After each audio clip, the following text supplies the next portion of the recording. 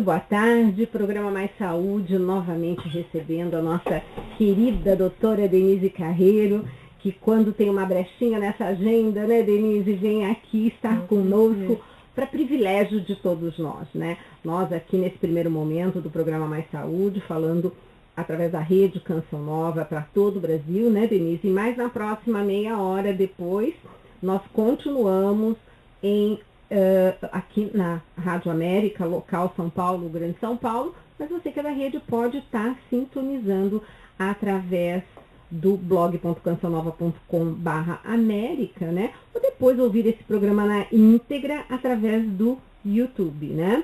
Então estaremos lá disponibilizando e você tendo acesso do início ao fim a essa entrevista maravilhosa, porque hoje, doutora Denise Carreiro, lançando livro novo. Aliás, estava comentando agora, né, Bê, que linda que tá essa capa, como foi feliz, né? Denise, em primeiro lugar, boa tarde, cumprimentar os nossos ouvintes aqui do Brasil todo, né, começando por Cachoeira Paulista, Bauru, São José dos Campos, Paulínia, São José do Rio Preto, Rio de Janeiro, Campos dos Goitacazes, Gravatá, Vitória da Conquista, Rádio Rural lá de Natal, Itabuna, Vacaria, Curitiba, Nova Esperança, Palmas lá no Tocantins, Cuiabá, Brasília, Campo Grande e a Rádio Bom Sucesso e tantas outras que depois retransmitem o nosso programa. E hoje estamos aqui para falar do lançamento de mais um livro, Alimentação e Distúrbios de Comportamento. Denise, o que levou você a escrever esse livro? O que aconteceu que você disse, não, meu próximo livro vai falar sobre alimentação e comportamento? Oi, tudo bem? Boa tarde a todos. Olha, na verdade, assim, vários fatores, né, que vão se associando, tá? Eu comecei, inclusive, a pesquisar, a estudar tudo isso já há muitos anos, inclusive para tratar meu filho, e aí a gente começa a pesquisar e vai estudando, e aí fui começando a atender muitas crianças no consultório, muitos adultos no consultório, porque a ideia que a gente tem é que isso é um processo que interfere só nas crianças, mas a criança não tratada é o adulto, né, que vai continuar e vai desenvolver esses transtornos, e muitas vezes sem conseguir saber, identificar o que é que traz tanto transtorno para a vida dele, né?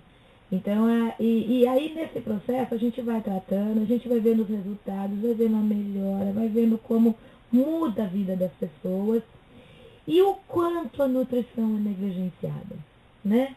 Negligenciada totalmente quando se fala em processos que envolvem a parte mental e emocional. Como se a cabeça fosse separada do cérebro, do corpo, né? O cérebro fosse separado do corpo. É uma coisa diferente, é uma coisa que todos os fatores que envolvem a parte mental e emocional não tem nada a ver com o que está acontecendo no organismo como um todo, né? E aí a gente começa a perceber que o número de crianças tomando antidepressivos, tomando drogas, né, como metilfenidato, né, que o pessoal conhece com o nome de Ritalina, Concerta, são coisas que estão aumentando absurdamente. Verdade, se encontra demais hoje. Chega a pôr o Brasil como o segundo maior consumo no mundo. Né? Então é uma quantidade muito alta de criança, de adolescente, até de adulto tomando drogas, né, para controle, muitas vezes, de sintomas que poderiam ser revertidos através de um resgate, de um equilíbrio alimentar, de um equilíbrio nutricional. Agora, Denise, para esse nosso ouvinte que está assim, mas como, doutora Denise, que o alimento pode interferir em comportamento? Como assim? Não é demais da conta, né? Realmente, como se a gente fosse uma coisa que...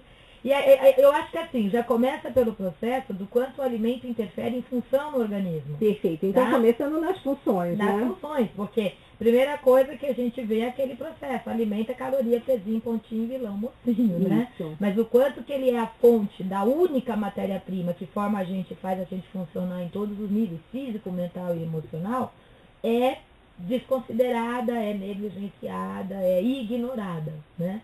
Efetivamente.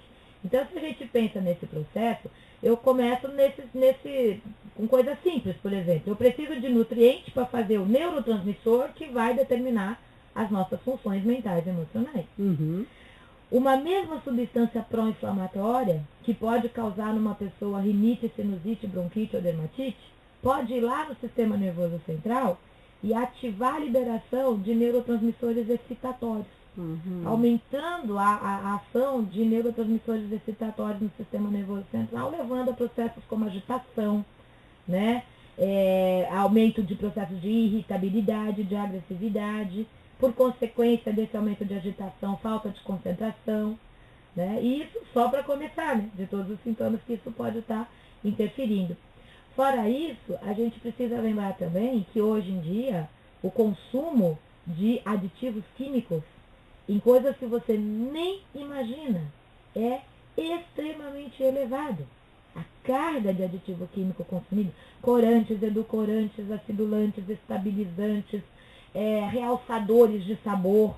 Aliás, falando em realçadores de sabor, a gente tem o glutamato monossódico e nós temos adoçantes como aspartame. Quantas vezes a gente vê criança com mamadeira de refrigerante zero, né? Então você fala, meu Deus, já é um refrigerante cheio de aditivo químico, ainda zero para dar junto um neurotóxico, né? Então, qual é o pico do desenvolvimento cerebral? De um ano, do terceiro trimestre da gestação até 1 ano e meio de vida da criança. Nesse pico do desenvolvimento cerebral, que vai determinar uma função para o resto da vida, se a criança está recebendo um monte de, vamos falar assim, português claro, tranqueira, né? Então, assim, um monte de aditivos, aí fala, mas o que eles têm a ver? Tem a ver que esses aditivos químicos, eles já são proibidos no mundo inteiro, em alguns países não entra produtos como Inglaterra, por exemplo, produtos com aditivos químicos, em função principalmente dos estudos que já comprovaram a relação desses aditivos com distúrbio de comportamento. Tá? Então, nós temos várias ações que podem vir desde inibição de enzimas digestivas, inibição de enzimas do fígado que eliminam toxina, até interferência na liberação de energia para as células, não deixar absorver vitamina e mineral, eliminar vitamina e mineral, né? E os neurotóxicos, como o aspartame e o glutamato, o glutamato, por exemplo, ele pode ativar no pâncreas a liberação de insulina. Com isso, rouba a glicose, leva para o processo de hipoglicemia, e aquele glutamato que até então não passaria a barreira hematoencefálica, claro, o cérebro tem uma barreira chamada hematoencefálica para controlar as substâncias que entram ou não dentro dele. E ela íntegra, uma substância neurotóxica não vai passar. Só que se existir hipoglicemia, ela passa.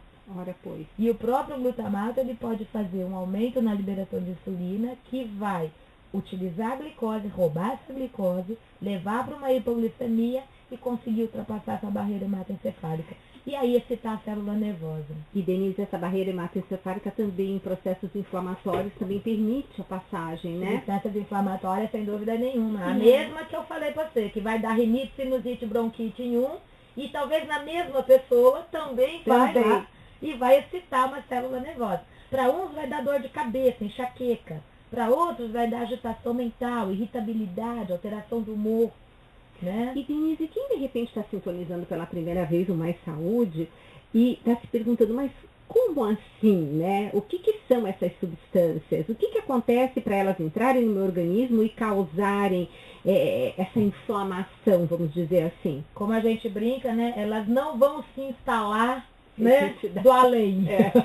Não vão entrar lá e falar, pronto, cheguei. Né? Então, para você ter um aumento de substância pró-inflamatória, em geral, existe, quando a gente pensa na alimentação, né? Em geral é o consumo de alimentos que têm proteínas de difícil digestão naturalmente. Naturalmente. E outras vezes, a pessoa pode ter dificuldade de produzir ácido clorídrico com o suco digestivo e aí acabar tendo uma dificuldade de digerir qualquer proteína que naturalmente seja de difícil digestão. Ainda mais num momento em que a nossa sociedade é uma sociedade estressada, cujo zinco, né, desviado para outras funções, não sobra para fazer um ácido clorídrico adequado, né, Denise? A gente precisa, para formar ácido clorídrico, enzimas digestivas, né, para melhorar toda a digestão e absorção do alimento, a gente precisa de zinco, a gente precisa de complexo B, né? E numa alimentação aonde se deixa de comer comida e entra muito mais para comer produtos alimentícios, porque as pessoas não têm mais tempo para cozinhar.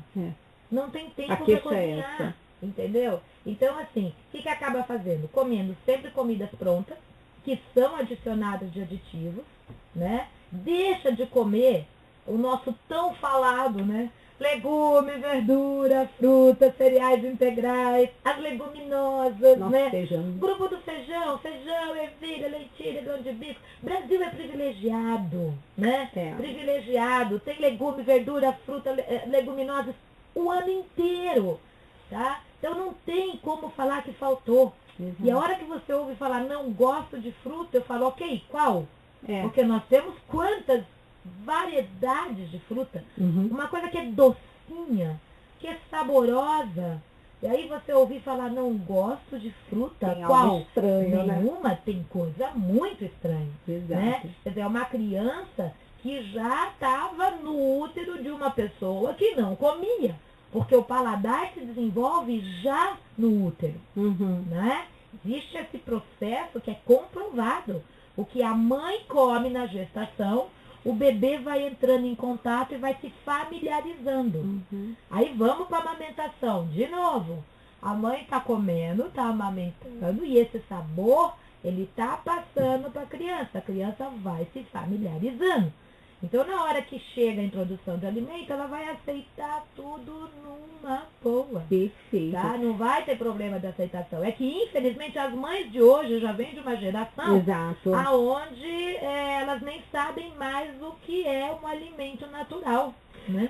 E, Denise, essa dificuldade de processo digestório, mais associado ao que você diz de consumo de proteínas que são de difícil digestão, vamos citar algumas? As principais, quando a gente fala em distúrbios de comportamento, são a proteína do leite, que é a caseína, e a proteína do trigo, que é o glúten, né? Em especial, porque a caseína e o glúten, além de serem proteínas de difícil digestão, então o que é isso? Elas têm sequência de aminoácidos que o organismo não consegue quebrar. E isso forma o que a gente chama de peptídeos, ou seja, né, uma sequência de aminoácidos que não foi quebradinha, que ela se assemelha às substâncias naturais do organismo, que são chamadas de opioides, né? Então, as nossas endorfinas naturais, serotoninas, etc., são substâncias, aminas bioativas, que vão equilibrar todo o comportamento mental e emocional. E essa caseína e esse glúten, quando elas formam esses opioides, eles são chamados de casiomorfina, e gluteomorfina ou gliadomorfina, né? Só que o que acontece? Então, quando você fala glúten, morfina, gliadomorfina, então são chamadas de morfina-like, tá? Então, semelhantes à morfina. Então, quando elas entram no organismo, elas vão fazer o quê? Elas vão ocupar os receptores das nossas endorfinas naturais e modificar comportamento. Então, pode levar no primeiro momento a euforia, agitação, prazer, e outras palavras, dopa, né? Nossa. Só que no momento posterior, letargia, embotamento, né? Um processo de... leva aquela sensação de desconforto, como qualquer droga, né? Então, quando leva essa sensação de desconforto, o que a criança vai fazer, o adulto, ou seja lá quem for, corre atrás do alimento que causou aquela sensação de bem-estar. Pois é. E viram vícios, né?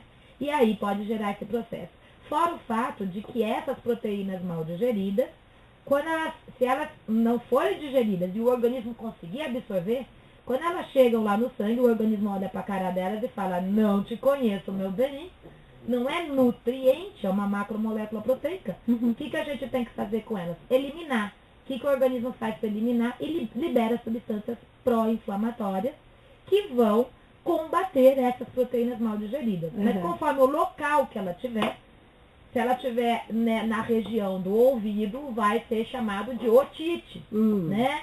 mas também pode ser a rinite, a sinusite, a amidalite, a faringite, a laringite, a bronquite, a esofagite de refluxo, que é comum nos bebês, que já começa por aí. Nossa, tá uma né? coisa. Então, e aí você vê quantas crianças que hoje têm um autismo ou distúrbios de hiperatividade e concentração, que de bebezinho era otite, né? Amidalite, esofagite, dermatite. E aí o que essa criança está tomando? Antibiótico, né? Anti-inflamatório, laxante, ranitidina, né? Para poder evitar o refluxo, que piora todo o processo, porque aí inibe a produção do ácido clorídrico, literalmente, ao invés de promover a digestão. E aí não inibe nenhum mineral, que tem que ser ionizado no estômago, né? Evita a absorção de vitamina e mineral, então, e desequilibra a microbiota intestinal, a flora intestinal, que a gente chama, que todo mundo ouve falar das bactérias probióticas que são saudáveis. Na verdade, elas modulam o nosso sistema imunológico. E elas são detonadas por esses medicamentos. E aí, desculpa. Não, porque você justamente falou assim, que temos que estar correndo atrás de uma microbiota saudável, né? Então, tomamos antibiótico, a coitadinha é detonada. Mas aí, como você disse, que uma das proteínas que é de difícil digestão é uma que compõe, por exemplo, até um iogurte, né? Que é a caseína, o ouvinte deve estar falando, mas eu não posso tomar um iogurte para recuperar as minhas bactérias? O ideal nesses casos, nessa sintomatologia, é não. Quer dizer, se existe sintomatologia de alergia ao leite, não. Se existe sintomatologia de alergia ao glúten, não. Né? Alimentos que têm glúten também. Então, o que acontece? Isso é um processo individual. Não é uma regra, mas é um processo individual. Se existem sintomas de alergia, tem que ser evitado. Só que ninguém pensa em alergia cerebral. Exato. Tá? E aí, Gisela, uma coisa muito importante que existe nesse processo, assim, existe uma discussão hoje no país todo, tá? Que é encabeçada pelo pessoal da psicologia, mas com muitos médicos, né, que fazem parte dessa comunidade, que é o não ao excesso de medicalização. Então, isso é toda uma movimentação em relação ao excesso de medicalização das crianças, em especial, dos adolescentes também, que muitas vezes vão para uma orientação, para uma avaliação que vai de 5 a 15 minutos. Não existe nenhum dado bioquímico sobre, efetivamente, você falar, existe essa alteração no exame, então por isso existe um TDAH, né? Um transtorno de déficit de atenção e hiperatividade, ou mesmo de autismo. Existe uma alteração de imagem.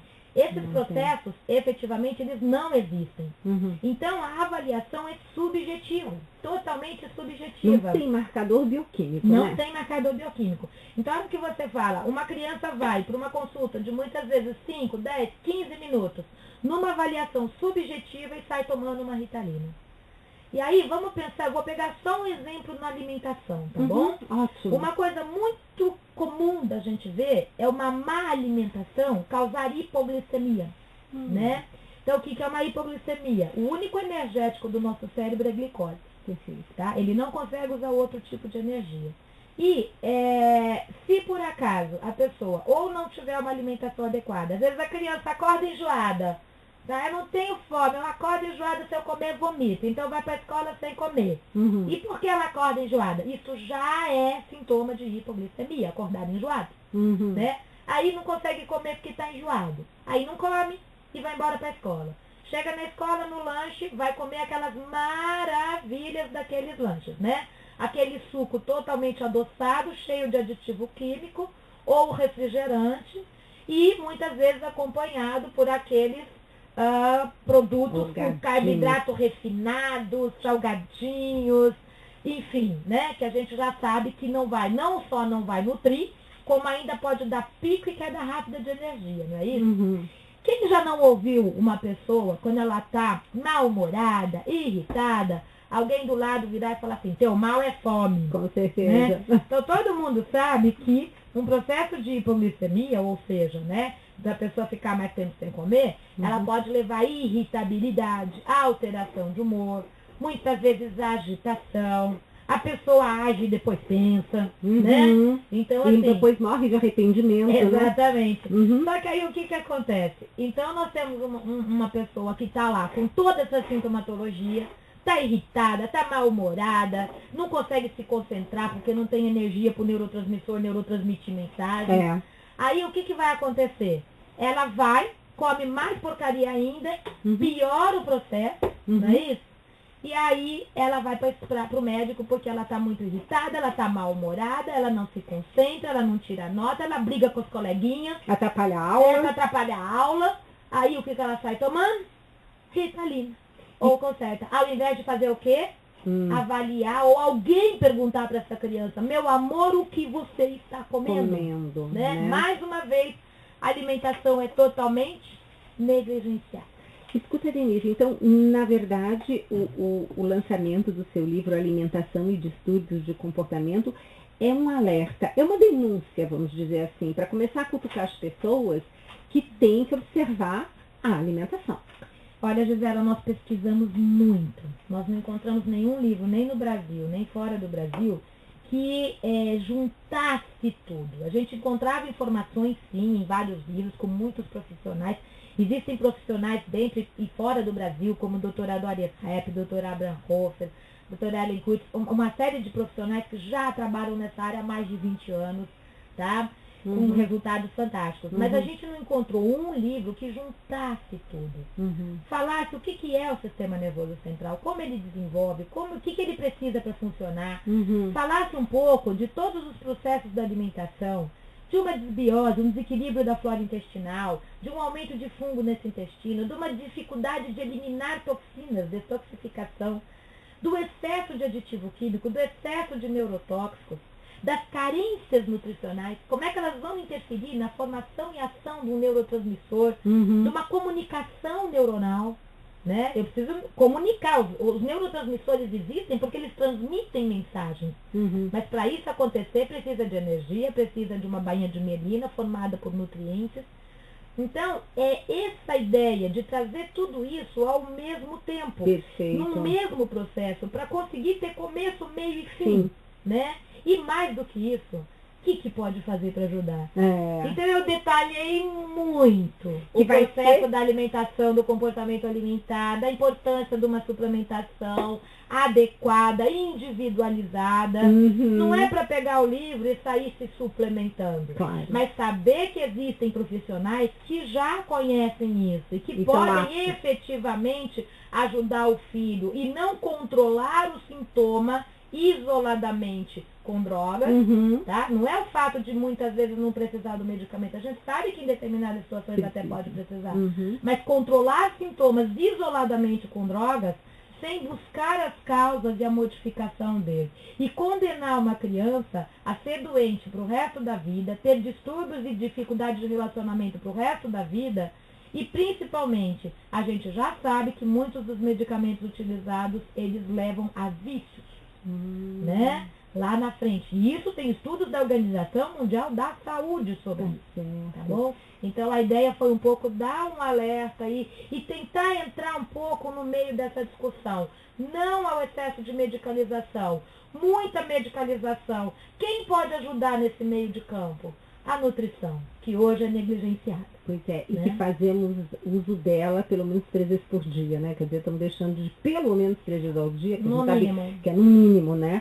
Tá ajudando essa criança. Então, nós vamos reservar o segundo bloco, né, do programa Mais Saúde, para justamente estar falando, então, de tudo de bom que dá para se fazer. E você que está aqui conosco na rede, não se preocupa, você pode continuar conosco através do blog.canção9.com/América, ou depois você pode ter na íntegra esse programa pelo YouTube. Mas, Denise, eu estou sabendo que nós vamos ter esse programa também disponível no seu site, né? Nós vamos ter essa gravação também disponível no seu site, Com certeza. A gente quis ter aí o prazer de estar fazendo esse lançamento do livro aqui no teu programa. Um prazer enorme nosso, uma honra. Gostoso conversar aqui com você, com o pessoal que está ouvindo a gente.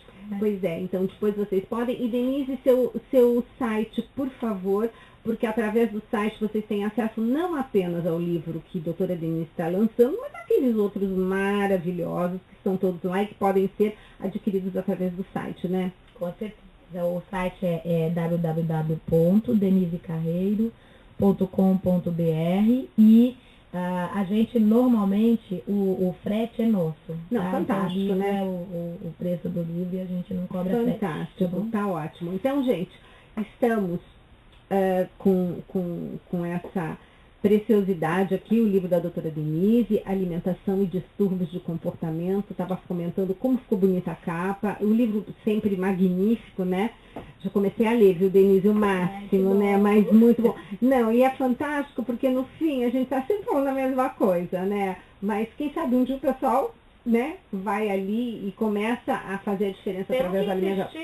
Né? Repetição é a base da memorização. Bom, queridos e queridas, nós vamos para um breve intervalo. E já voltamos aqui com Mais Saúde, agora local aqui para São Paulo, mas lembrando que você da rede também pode continuar conosco. Até já. Agora, no primeiro bloco, você estava comentando, Denise, sobre todo o envolvimento de quanto a nutrição é negligenciada, que hoje, ao invés de se buscar a causa, está todo mundo só no sintoma, né? Tentando... Controle de sintomas. Controle de sintomas e não está indo na causa.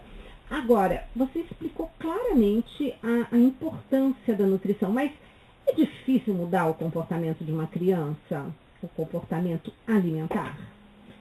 Então, existe uma ideia, né, de que você fala, nossa, como é difícil mudar o comportamento da criança. E aí, o que a gente costuma ver? Que hoje, vamos pensar um pouco no tempo da vovó? Uhum. Como é que era aquele negócio? Como é que era a alimentação das crianças? É assim, ó, tá na hora de comer. Senta e come, né? Não quero, tá na hora. Não gosto, come dobrado para aprender a comer. Entendeu? Não tem conversa, é o que tem. Sim. Nada de água, né? Que você fala também, né? Líquido com a refeição vai mal da barriga, né? Então, senta e come. Então, assim, ok, senta e come.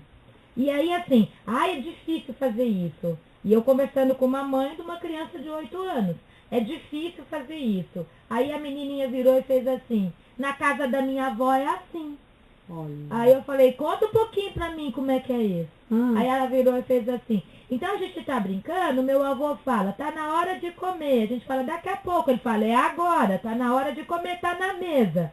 Aí a gente senta pra comer, aí a gente fala assim, avô, isso eu não gosto. Ele fala, é o que tem. Aí eu falei, o que você faz? Eu como. Tá?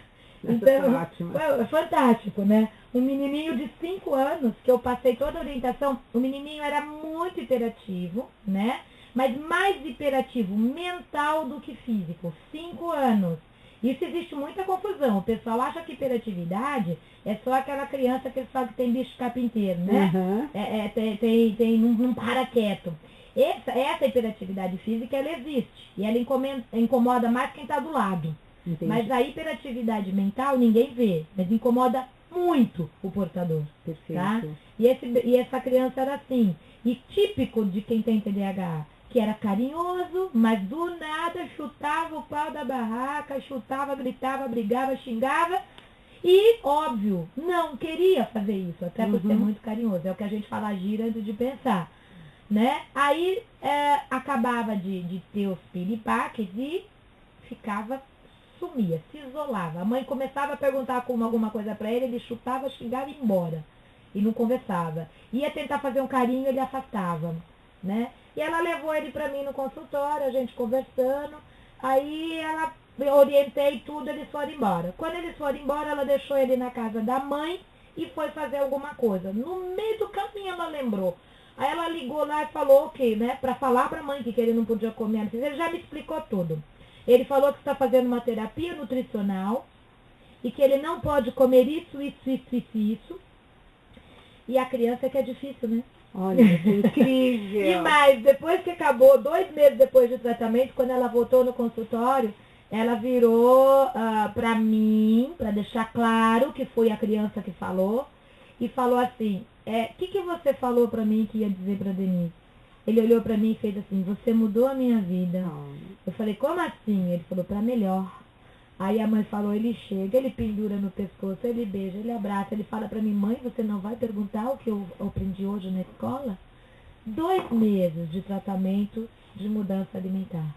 E o que você mudou na alimentação dessa criança, Denise? Em primeiro lugar, tirando os alimentos alergênicos. Aqueles falados no primeiro bloco, mas vamos repetir, porque de repente alguém está pegando o programa só agora. Porque essas crianças, em geral, elas não têm só distúrbio de comportamento. Ou elas têm ou tiveram otite, amidalite, dermatite, refluxo. Então, tem ou tiveram qualquer um desses processos alérgicos. E a alergia cerebral é mais uma. Né? Incrível essa expressão, alergia cerebral, adorei. E aí, o que a gente tem desses alimentos? Os piores mesmo, os mais comuns de causar esses sintomas são a caseína e o glúten, como eu já falei. Então, leite, derivados de leite, porque no queijo e no iogurte você concentra 10 vezes as proteínas alergênicas, né?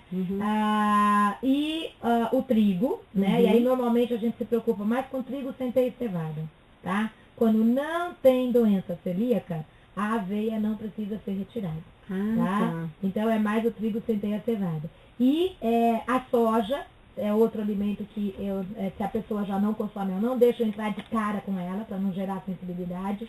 Outro alimento comum nesses casos, porque essas crianças também é comum que elas têm ou tiveram enurese noturna, que é fazer xixi na cama à noite, ou processos de agitação nas pernas, incômodo nas pernas na hora que vai dormir, piora. Né? Ou é dor ou é incômodo, enfim, sintomas que é muito comum serem relacionados também à alergia ao glúten. Eu brinco, eu falo que é aquele que é alergia ao glúten de carteirinha, né? Aquela dor nas pernas que o pessoal fala que é dor de crescimento. Como se doesse crescer. Pois é, isso é típico de alergia ao glúten, tá? Então, esses alimentos, os cítricos, tá? O grupo da laranja é muito comum de estar relacionado com essa sintomatologia. Um dos principais, açúcar, né? Açúcar é muito comum. E aspartame, glutamato, tá? Tá, escuta, Denise, e o açúcar também por estar, digamos assim, abrindo uma porta para fungos, é isso? Que é aquele problema também que você aborda constantemente. O açúcar, ele pode aumentar fungo, né? A fermentação fúngica, e o açúcar pode levar a hipoglicemia reativa. Então, falta energia para o sistema nervoso central. E o que aumento de fungo no intestino tem a ver com tudo isso? Ele produz substâncias hipoglicemiantes, né? E a hipoglicemia, ela leva a distúrbio de concentração, né? Aliás, né, Gisela, quando a gente está falando desses alimentos, eu falei que o trigo ele é comum, o glúten é comum de causar. Um assunto muito importante em relação, por exemplo, à doença celíaca, é que até um tempo atrás o pessoal achava que a doença celíaca era aquela coisa assim, tem diarreia, tem desnutrição, emagrece, então que é a clássica, muitas vezes, né? Tem alguns transtornos clássicos. Mas existe, e já se sabe hoje, a doença celíaca não clássica. E um dos sintomas pode ser alteração do sistema nervoso central. Olha que interessante. Tá? Além de vários outros sintomas que a gente sabe que classicamente são causados pelo glúten, mas que podem ser causados por inúmeros mecanismos imunológicos. E um deles é a doença celíaca. Como é um fator muito importante a ser considerado, a hora que a gente avalia isso, sempre é importante descartar como médico a doença celíaca. Tá? Descartou a doença celíaca, o médico foi lá, fez o diagnóstico, avaliou, descartou a doença celíaca, pronto. Então, todo o processo que o glúten está causando na pessoa é por todos os outros mecanismos imunológicos, ou melhor, por um deles, mas que são vários.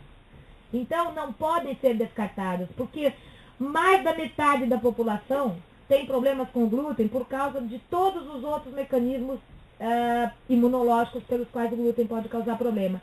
E 1 a 2% pela doença celíaca, mas que não pode ser desconsiderado. E Denise, se a gente parar para pensar que hoje o trigo tem muito mais glúten do que antigamente, e que passou uma lei não há muito tempo, que a partir do dia 1º de julho de 2012, a força de glúten do pãozinho passou de 180 para 220 de glúten. Quer dizer, a gente está com cada vez mais glúten na alimentação. Mais uma vez é a nutrição sendo negligenciada. Perfeito. Mais uma vez é desconsiderar que esse problema existe, né? E a gente sabe que existe também porque, né, Gisela, é uma discussão no mundo todo. Ah, é uma discussão no Brasil, o que o glúten faz, o que o leite faz? Ou é uma discussão no mundo todo? Então, isso é uma discussão científica.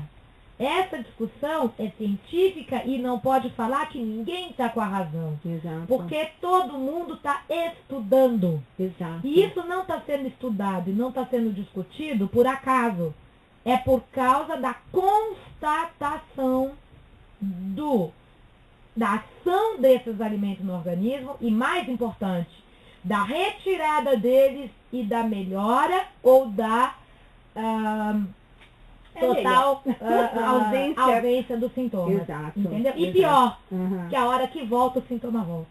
Tanto que você tem Tá? sempre aqueles exemplos clássicos, né? Que daí você fala para a criança de voltar com o alimento e o que ela responde?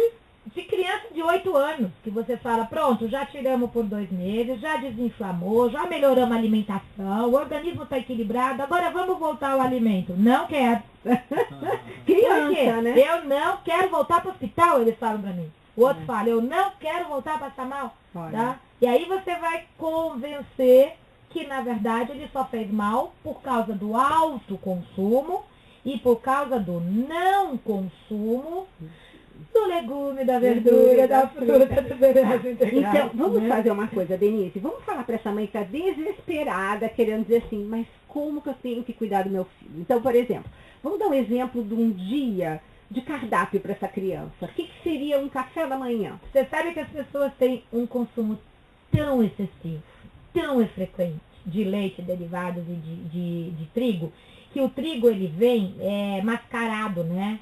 Então é uma monotonia camuflada. Então é aquela história assim, não, eu comi o pão, a bolacha, a torrada, o salgadinho, a pizza, a massa, né? A lasanha. Então tudo tão diferente, né? E a lasanha que vem com queijo. Só que tudo é o quê? Tudo é trigo, mas é uma monotonia camuflada. Exato. Só que na hora que você fala, vamos tirar por um período, porque ninguém vai tirar da vida, né? Nem o trigo, nem o leite. Mas vamos tirar por um período, a pessoa olha pra você e fala, vou comer o quê? Parece Né? outra coisa. Então, assim, como se a natureza fosse limitada, né? Então, a indústria pode ser limitada, mas a natureza não, né? O conhecimento de muitos, infelizmente, profissionais da área da saúde pode ser limitado. A natureza, não. Perfeito. Então, na verdade, se eu falo o que eu vou comer no lugar do trigo, eu posso estar comendo a tapioca, o biscoito de polvilho, a mandioca cozida, o inhame cozido, a batata doce cozida. Eu vim de Salvador ontem. Qual que é o café da manhã? Olha. É batata cozida, é inhame, é o aipim, né? É a nossa mandioca. Era banana da terra cozida, que delícia. era tapioca, era o cuscuz de milho, era o cuscuz de tapioca. Meu Deus, que café da manhã fantástico, tá? Muita fruta, tá? Então, na verdade, eu posso estar comendo todos esses alimentos que a natureza deu e que era a alimentação antes de entrar em massa o trigo na nossa cultura, que foi depois da década de 60, né? Mas a gente também pode ter o flocos de aveia, o flocos de quinoa, o flocos de amaranto, a linhaça triturada, a chia, a farinha de banana verde, a biomassa da banana verde, a farinha de maracujá, tudo isso ser consumido com fruta amassada, picada, batida no suco, colocado na receita de um pão, de um bolo, de uma torta. Mas pão com o quê? Com farinha de arroz integral, com fécula de batata, com farinha de trigo sarraceno, com polvilho doce, com polvilho azedo, com fubá, com farinha de mandioca, com farinha de grão de bico, né? Faltou comida? Não, né? Ok. E leite a mesma coisa. Tá? Eu preciso consumir leite todos os dias, todas as horas, e o queijo, e o iogurte, e mais aquele leite que tem no salame, mais aquele leite que tem todos os produtos industrializados, e que a gente nem sabe que tem, porque você tem produtos que estão assim, isento de lactose, e a pessoa acha que não tem leite. Aí quando você vai ver a composição, contém caseinato de cálcio, que é a proteína do leite, e a pessoa não sabe, porque ela não sabe que a proteína do leite é caseinato. Então, na verdade, além de tudo, ele vem camuflado, né? Fica todo mundo com aquela ideia que o problema é a lactose, né? Intolerância à lactose é a única que não vai dar problema sistêmico. Ela só dá formação de gases, estufamento, cólica e no máximo diarreia. Acabou? O resto, quem causa é a proteína do leite. E aí eu posso ter lá alguns leitinhos até modificados mesmo, que existem, parcialmente hidrolisada a proteína, retirada a beta-lactoglobulina, existe esses leites no mercado. Só que ele, para algumas pessoas que realmente não aceitam a lactose, ele não vai ser opção. Que é um leitinho, né? Que não sei se podemos falar ou não. Pode, claro. É o leite HA, né? Esse HA é de hipoalergênico, tá? E ele, para muitas pessoas, a aceitação é muito boa, em função dele já ter sido parcialmente trabalhada, a proteína, que é o que mais causa alergia. Mas eu também tenho o leite de arroz, o leite de aveia, o leite de camute, o leite de espelta, o leite de amaranto. Mas o leite de soja não, né, Denise? Não, pelo amor de Deus, porque não. A pessoa tem aquela mania, tirou o leite da vaca, vai pôr o leite de soja. E por que o leite de soja não é tão interessante? Porque a soja é um alimento que tem o maior número de fatorizantes nutricionais, proteínas de dificílima digestão, pode inibir a captação de iodo pela tireoide, né, e dar problemas na tireoide. E se você pega uma criança em formação, menino em formação, se entupindo de soja, diminui testosterona. Menina em formação, consumindo muita soja, adianta a menstruação, então menarca precoce, e interfere em crescimento, em desenvolvimento. Ah, mas com todo mundo vai acontecer isso? Não. É mais uma possibilidade. Fora o fato de todos os processos alérgicos, desde rinite, dor de cabeça, transtornos gastrointestinais, transtornos na pele que a soja pode causar, em alto consumo. E lembrando que o oriental come soja coagulada fermentada, né? Só, né? E aí por quê? Por que de repente a coagulada ou fermentada pode ser interessante? Porque quando coagula e faz o tofu, quando fermenta e faz o miso, o shoyu, o natô, o que acontece? Elas tiram os fatorizantes nutricionais e fazem uma parcial digestão da proteína. Quer dizer, eles comem há 5.000 anos, acho que aprenderam, né, Denise? Só que eles têm uma vantagem em relação a nós, né? Porque como a soja sempre vai inibir a captação de iodo pela tireoide, mesmo coagulada ou fermentada, mas o oriental consome muita alga, que tem muito iodo, naturalmente, é da cultura dele. Então é um processo somatório na cultura que não traz prejuízo, que não é o que acontece aqui com a gente, tá? Mas se você falar, a soja pode ser consumida? Pode. É mais um alimento que pode ser consumido? Pode. Mas daí a consumir soja de manhã, de tarde, de noite, de madrugada, esse é o problema. É você falar, eu tiro o leite de vaca e ponho o leite de soja. Eu tiro a carne vermelha e ponho carne de soja. Eu tiro a farinha de trigo e ponho a farinha de soja. Então, esse consumo frequente, diário, em alta quantidade, é o que pode dar problema. Nenhum desses alimentos pode dar problema num consumo regular, num consumo equilibrado, com alimentos que protegem.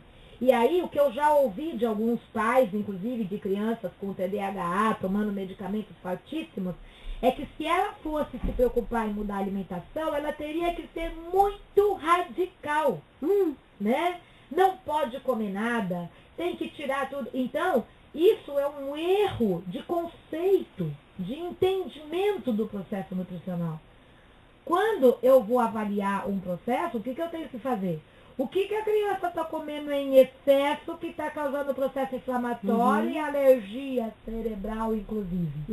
O que ela não está comendo que protege esse organismo? E aí eu vou trabalhar pelo saldo positivo. Vamos começar a comer mais vezes, o que é legal. Vamos começar a comer menos vezes, o que causa problema, para ter defesa no organismo. E aí a gente consegue ter uma alimentação legal sem virar um ET na sociedade. Né? Nada pode, nada... Né? Nada pode.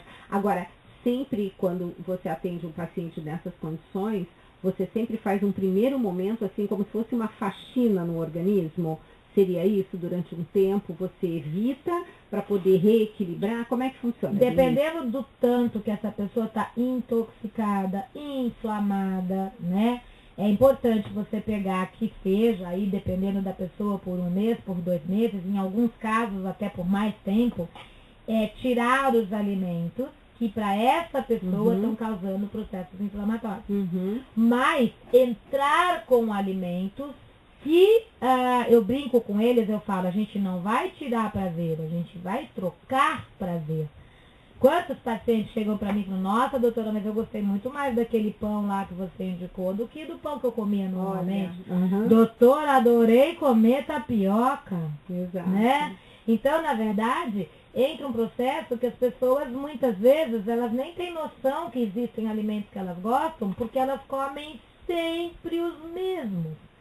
Então, nem desenvolve paladar. Exato. Então, a hora que você vai começando a fazer essas trocas, e é muito comum quando os pais falam, ele não aceita legume, verdura e fruta. É muito comum essa não aceitação ser por consequência de processo alérgico, inclusive com alterações de paladar. E a hora que você tira os alimentos de alto potencial alergênico, a criança passa a aceitar todos os alimentos. Olha que interessante, tá? Com muito maior facilidade, sem sofrimento para ninguém. Para ninguém, né? Tá? Com certeza. Então, existe muitas vezes um momento que a gente até brinca, fala a história do é melhor um fim horroroso que um horror sem fim, né? Então, muitas vezes você passa por um processo de realmente uma retirada desses alimentos, mas olha, se a gente retira um, a gente coloca 10. No mínimo. No mínimo. Então, o que acontece? Para cada um retirado, no mínimo 10 são colocados. Exato. Então, na verdade, as opções hoje que a natureza dá são amplas, tá? Amplas. Então, com certeza, ninguém sofre. Tanto é que isso é uma pergunta que eu faço para todo paciente quando eu termino a consulta. Eu falo, e aí? Com tudo isso, o que você sentiu? Você vai ficar sem ter coisa para comer? Imagina, doutora, tá? Porque assim, com certeza a gente dá todas as opções. Não é só o fato de falar não come, é falar, meu amor, o que você pode comer, né? E aí você vai ver como a coisa é muito mais fácil do que a gente pensa. Denise, no seu livro tem um item que eu acho bem importante de estarmos falando sobre ácidos graxos essenciais. Porque o cérebro é gordura, né? Uma grande parte dele. 60% do cérebro é gordura, né? E os ômegas, em especial o ômega 3, não só eles são importantes para a formação, né, desse cérebro, como eles são importantes para a ação, né? Eles são importantes, por exemplo, para a formação da bainha de mielina, que vai fazer a comunicação neuronal entre os neurônios. A comunicação e a transmissão dos impulsos nervosos são feitos a partir da presença de ômega 3, ele é fundamental. Ácido araquidônico também, que vem do ômega 6, tanto é que o leite materno é riquíssimo em DHA, que é um princípio ativo do ômega 3, e do ácido araquidônico, que é o princípio ativo do ômega 6. E eles são fundamentais para formar essa rede de, né, trilhões de neurônios que formam o nosso cérebro. Então, na verdade, um dos únicos consensos mundiais que tem é a relação do ômega 3 com o funcionamento mental e emocional, com as nossas funções mentais e emocionais. Inúmeros estudos mostrando a carência do ômega 3 como uma das causas de agressividade, de alterações de comportamento, irritabilidade, agitação, né, e comportamento agressivo e antissocial. Isso no meu blog tem inúmeros estudos, nós colocamos vários estudos também no livro. Inclusive, interessante porque, na verdade, a gente sabe que todas as gorduras vegetais, elas são fontes de ômega 6. E ômega 3, onde que a gente encontra na natureza? Qual é um alimento, assim, que seria, assim... Peixe que come plâncton, né? Mas não o peixe de cativeiro. E a gente, hoje em dia, assim, você tem maior... Um dos peixes fantásticos que tem ômega 3 em quantidade maravilhosa e que deixou de ser consumido, já era uma diminuição alta do consumo e de 2003 para 2009 pelo POF diminuiu ainda mais 20% o consumo da sardinha. Gente, né? barata, Um alimento fantástico que é super versátil, dá para fazer de inúmeras maneiras, com preço legal, e ele não tem jeito de ser de cativeiro. Exato. Então esse tem ômega 3. Então tá? a gente tem realmente falta de alimentos, assim... Tem. Cereais integrais, né, que tem muito ômega 3, mas o pessoal consome muito pouco, né? Então as fontes reais de ômega 3 são muito, muito pouco consumidas. Em compensação, se consome muito ômega 6. Ai, ômega 6 é vilão. É nada, né? Porque ele é importantíssimo. Ele é fundamental para o nosso organismo. O problema é a proporção que está se consumindo. É o desequilíbrio. Até há 30, 40 anos atrás, a gente tinha em torno de 4 ômega 6 para 1 ômega 3. Hoje a gente tem mais de 20 ômega 6 para 1 de ômega 3. Então é a desproporção que é o problema, né? E essa carência de ômega 3, ela é um dos maiores desencadeantes de todos os distúrbios que você pode pensar e não pensar, neurocomportamentais. E aí você pergunta para o pessoal que está nos ouvindo, você come peixe quantas vezes por semana? Quando muito, uma refeição. Quando muito. Uma fonte fantástica também é o óleo de linhaça. Pois é. E a linhaça em si. E outra fonte fantástica é a chia. É essa novidade, né? que já está agora que a gente conosco. tem aí, que também pode ser consumida. Aí não é panaceia. É. Não é comer todo dia, toda hora, em todas as refeições. Mas é mais uma possibilidade. Então a gente tem a chia, a gente tem a linhaça, a gente tem o óleo de linhaça que pode ser colocado lá um pouquinho no meio da comida, né? Não muda gosto, é uma fonte fantástica de ômega 3. Fazendo do né? alimento o nosso medicamento, né, Denise? Pois é, né? Denise, seu blog, seu site, vamos lá, que já estamos no finzinho do programa. Eu não quero deixar de colocar também à disposição toda essa literatura maravilhosa que você falou aqui no programa, que está disponível no seu site. Olha, pelo site, que é www.denisecarreiro.com.br, tem acesso ao blog, tem acesso aos vídeos, tem acesso a todos os livros publicados, alguns artigos, né? Então, é isso. Isso, gente. Bom, Denise, mais uma vez, super obrigada pelo seu tempo, disponibilidade e de estar lançando aqui, né, oficialmente no programa Mais Saúde, essa beleza de livro, alimentação e de estudos de comportamento. Eu que te agradeço por essa oportunidade. Você sabe que é sempre um prazer estar aqui com você e estar falando também com o público que está ouvindo a gente. Né? Graças a Deus.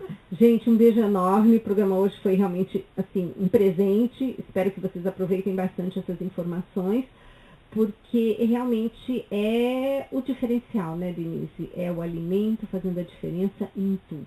E simples. Tão De simples. uma maneira muito simples. Comer como no tempo da vovó. Gente, um beijo enorme, fiquem com Deus e até o próximo Mais Saúde.